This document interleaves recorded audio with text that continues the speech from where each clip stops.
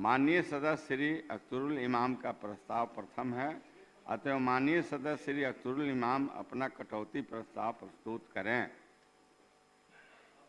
माननीय अध्यक्ष महोदय, मैं मांग करता हूं कि प्रस्ताव करता हूं कि इस शीर्ष की मांग 10 रुपए से घटाई जाए। मान्य नहीं, देखिए, वो जो जांच पड़ताल उसको किया गया उसके मुताबिक वो अख्तरुल इमाम साहब का ही प्रस्ताव प्रथम है, इसलिए मैं उनको पुकारा हूं। माननीय अध्यक्ष महोदय, इस वक्त नहीं, परिवर्तन नहीं किया गया है, अख्तरुल इमाम का ही प्रथम है।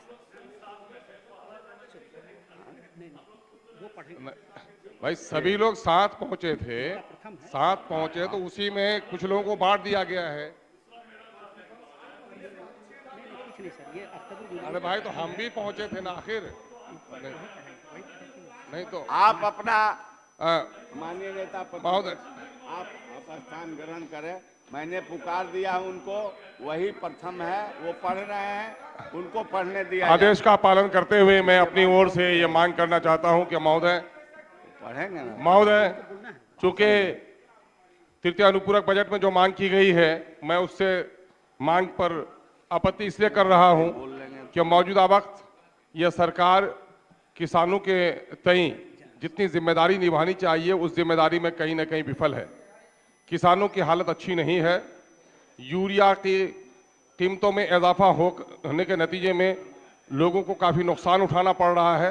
विशेषकर महोदय, मैं सीमांचल क्षेत्र के किसानों की, जो लोग सैलाब से प्रभावित हो रहे हैं, उनके मुद्दों की तरफ भी आपका ध्यान आकृष्ट कराना चाहता हूं कि वहां सैलाब की वजह से धान की फसल भी बहुत पूरी तरह बर्बाद होती है और रेत जमा हो जाने के नतीजे में रबी फसल भी प्रभावित होती है। और नतीजा ये है कि फसल बीमा नहीं होने के कारण और किसान क्रेडिट कार्ड नहीं होने के कारण किसानों को अपनी ज़मीन छोड़कर, जो 10 बीघे का किसान है वो पंजाब में 4 बीघा वाले किसान के यहाँ जाकर मजदूरी करने पर मजबूर हो गया है। ऐसी स्थिति में किसानों की हालत कैसे सुधरेगी? गांधी जी ने भी कहा था कि देश की आत्मा गांव में बसती है और गांव का मतलब ही है किसान और मजदूर। और इस वक्त महोदय, जो हमारा प्लान हो रहा है, मजदूरों का जो प्लान है, उस प्लान की बड़ी वजह यह है कि अब तक एग्रीकल्चर को जो दर्जा मिलना चाहिए था वो दर्जा नहीं मिल सका है। उस इलाके में केले की भी खेती होती है, अनानास की खेती होती है, कोई फूड प्रोसेसिंग का यूनिट उधर कायम नहीं किया गया। और मैं सरकार का ध्यान आपके माध्यम से आकृष्ट कराना चाहूँगा कि वहाँ फसलों का जो नुकसान हो रहा है और ज़मीन का जो नुकसान हो रहा है, इस वक्त सरकार संवेदनशील है। गरीबों के लिए, मजदूरों के प्लान को रोकने के लिए, किसानों के लिए महोदय ये होना चाहिए अब कि किसानों की जो ज़मीन कट जाती है नदी में, उस ज़मीन का कहीं न कहीं से बीमा होना चाहिए। वो ज़मीन कट जाती है तो उसकी बीमा राशि उसको मिले। जो फसल उसकी दह जाती है, किसान निरक्षर हैं, सरकारी तंत्र इतने मुश्किल के हैं कि सारे किसानों का रजिस्ट्रेशन भी नहीं हो पाया है।